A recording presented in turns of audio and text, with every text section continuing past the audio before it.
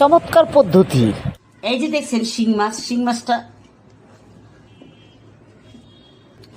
এই শিং মাছগুলি আমি একবার পেঁপে দিয়ে দেখিয়েছিলাম। পেঁপেটা ওটা হচ্ছে মাছটা নরম করে ফেলে, কিন্তু চুন দিয়ে বট যেমন আমরা চুন দিয়ে নেই, এইভাবে চুন দিয়ে আপনার পুরা শিং মাছগুলি মেখে রাখবেন।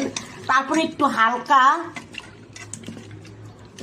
5 থেকে 6-7 মিনিটের মাথায় আপনি এটাকে একটু এই যে তারের মাজনি দিয়ে একটু ঘষা দিলেই উঠে যাবে, বুঝছেন? একদম সহজ পদ্ধতি, একদম সাদা ঝকঝক হয়ে যাবে। আমি আবার দেখাবো। এটা এখন মেখে রাখলাম।